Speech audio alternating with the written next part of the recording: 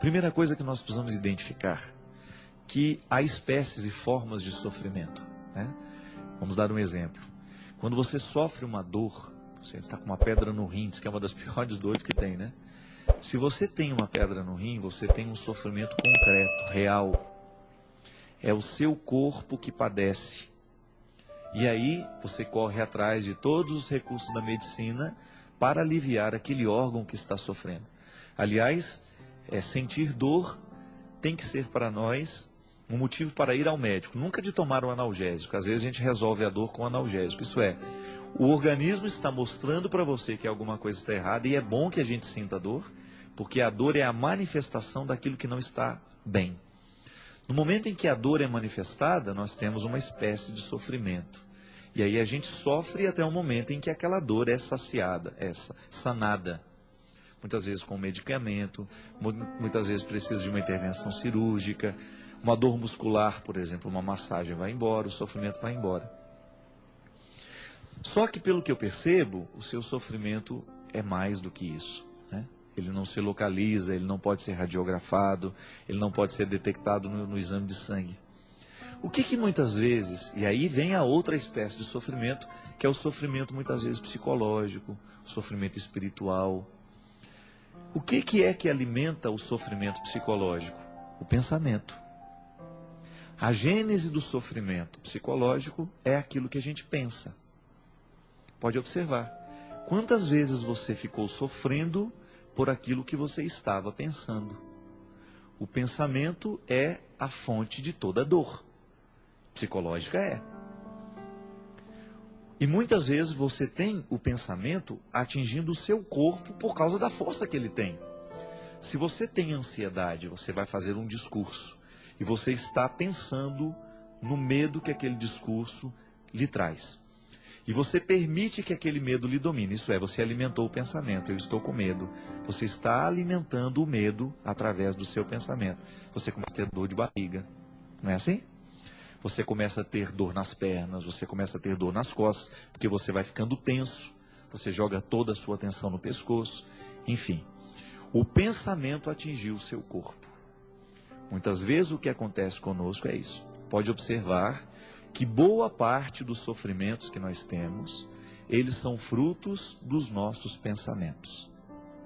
Descubra se aquilo que você está alimentando hoje, no seu pensamento, se isso te alegra ou se isso lhe traz preocupação, se isso lhe infelicita. E você vai saber se você vai sofrer mais tarde ou não. Porque aquilo que nós escolhemos pensar hoje é tão determinante sobre nós, é tão determinante, que a gente acaba se transformando naquilo que a gente pensa. É isso aqui que comanda, minha gente.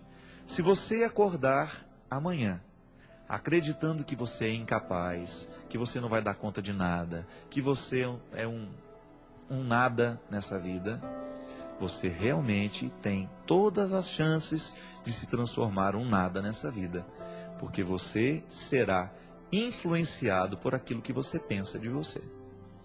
O pensamento é tão sério, é tão determinante sobre nós, que aquilo que a gente escolhe pensar é aquilo que naturalmente a gente vai ser por consequência. Eu até penso, e digo isso muitas vezes, nós nos ocupamos demais do que os outros estão pensando a nosso respeito. Você já deve ter passado muito tempo da sua vida preocupado com o que os outros estavam pensando de você.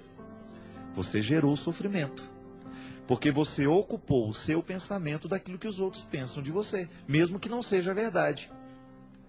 Você colocou o seu pensamento a respeito da fofoca que o outro fez. Você começou a sofrer por uma coisa que nem é verdade. O outro fez uma fofoca de você, você se ocupou do que o outro disse e passou a só pensar nisso. Por que ele falou aquilo? Mas ele não tinha o direito de ter falado. Tá vendo? Você está sofrendo. O que é você resolver o mal pela raiz? É como você arrancar a pedra do rim. Eu não vou dar atenção a esse pensamento, a isso que ela falou, porque isso que ela falou não é verdade. Eu não sou o que ela está dizendo.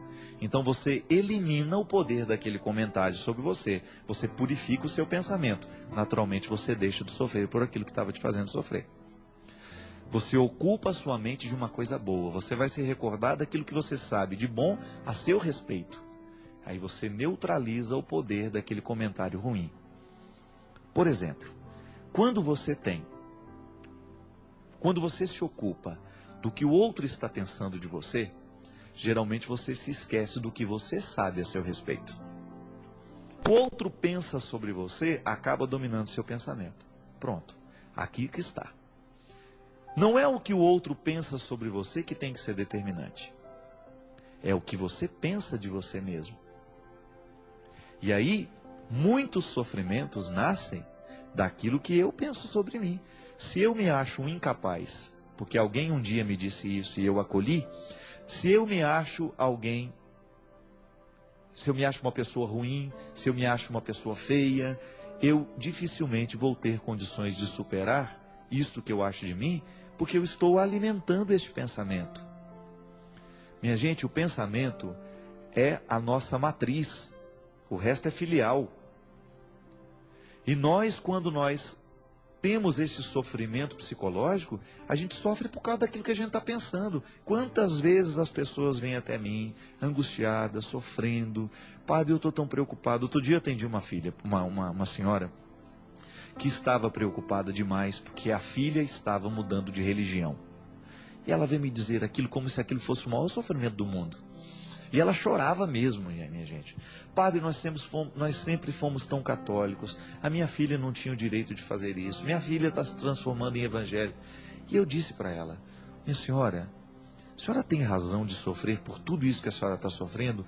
Por uma razão... Se a sua filha estivesse drogada, se a sua filha estivesse presa, se a sua filha estivesse com câncer, a senhora realmente teria um pensamento ruim para alimentar. E, infelizmente, seria difícil de tirar. Mas a senhora está sofrendo por um pensamento que não tem razão. E aí eu comecei a dar a ela uma série de motivos pelas quais ela não precisaria sofrer. E naquele momento aquela senhora foi ficando aliviada, até ela mesma chegar à conclusão. É verdade, padre, eu não tinha o direito de sofrer tanto por uma questão tão simples.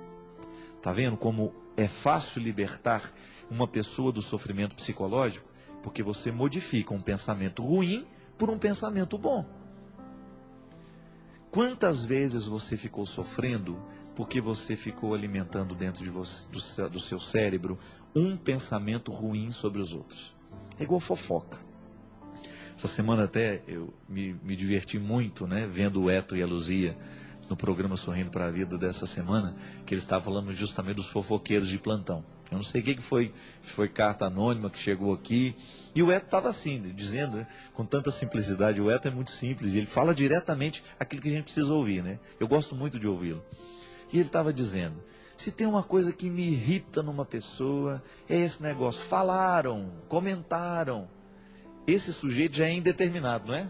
Eu estou errado, na língua portuguesa não é isso? Falaram, disseram, sujeito indeterminado. Você não tem nem como prestar atenção nisso. Tem gente que tem o dom de ficar fazendo pensamentos ruins e ir para a cabeça dos outros. Pelo amor de Deus, vai arrumar o que você fazer. Se você não tem muita coisa para dizer a meu respeito, fica calado, é melhor. Você tem todo o direito de não gostar de mim, você tem todo o direito de não gostar do outro, mas você não tem o direito de inventar histórias dele. Você não tem o direito de transformar o outro naquilo que você imaginou dele. Eu sempre digo, minha gente, que nós que somos públicos, a gente sofre por duas razões. Ou as pessoas imaginam que nós somos melhores do que nós somos, ou elas imaginam que a gente é pior do que a gente já é. Dos dois jeitos é ruim. É ruim ser imaginado muito bom, mas é também ruim ser imaginado muito ruim. Eu não sou tão ruim assim como alguns falam. E também não sou tão bom assim como alguns falam. Eu quero apenas o direito de ser o que eu sou, de ter os meus limites e de lutar contra eles. Mas agora, no momento em que o outro começa a fazer uma fofoca de você, começa a fazer um comentário maldoso ao seu respeito, você tem que escolher se você vai querer alimentar esse pensamento dentro do seu coração ou não. E o sofrimento psicológico, minha filha, talvez você esteja neste aspecto, sofrendo aí. Começa a prestar atenção nos pensamentos que você leva para a cama, antes de dormir. Sobre o que você fica pensando? Tem gente que vai para a cama e fica pensando, ah, meu Deus, aquela prestação, será que eu vou ter dinheiro para pagar? Você vai trabalhar agora? Não vai. Então dorme, pra você trabalhar direito amanhã. O dinheiro vai vir se você dormir na hora certa, se você tiver com saúde para trabalhar. Agora, se você ficar trazendo para sua cabeça o pensamento errado, aí dificilmente você vai ter saúde para depois. Tem o ciumento. O ciumento é aquele que sofre com o pensamento que tem. Será que ele está falando a verdade para mim mesmo? Será que ele foi lá onde ele falou que foi? Quem escolhe ter ciúme, escolhe viver um inferno. Porque fica fazendo a opção de ter pensamentos de desconfiança o tempo todo na cabeça. Pelo amor de Deus, você não vai levar para sua cama. Sua cama tem que ser um lugar sagrado. Sua cabeça tem que ser um lugar sagrado. Se você percebeu que aquele pensamento não está te fazendo bem, manda embora. Não leve com você pensamentos que vão te destruir. Peça a Deus para te livrar de tudo isso. Como é que a oração tem o poder de atingir o nosso pensamento? Quando você começa a substituir os pensamentos ruins pelos pensamentos bons. Gente, isso é igual educação de criança. Por isso que eu sempre digo, olha, desde pequeno eduque o seu filho para o esporte, eduque o seu filho para as artes, mande seu filho aprender um instrumento musical, mesmo que ele não tenha muito jeito, desenvolva nele essa sensibilidade musical, faça ele descobrir um esporte que ele gosta. Por quê? Mente sã, corpo são. Você vai começar a ocupar a cabeça do seu filho com pensamentos bons. O esporte traz um monte de pensamentos bons. A música, a literatura, o teatro, a poesia, trazem uma série de bons pensamentos para nós. E aí, os pensamentos ruins não vão ter espaço dentro de nós. Você vai fazendo aquela experiência de sofrer menos à medida em que você pensa com mais inteligência.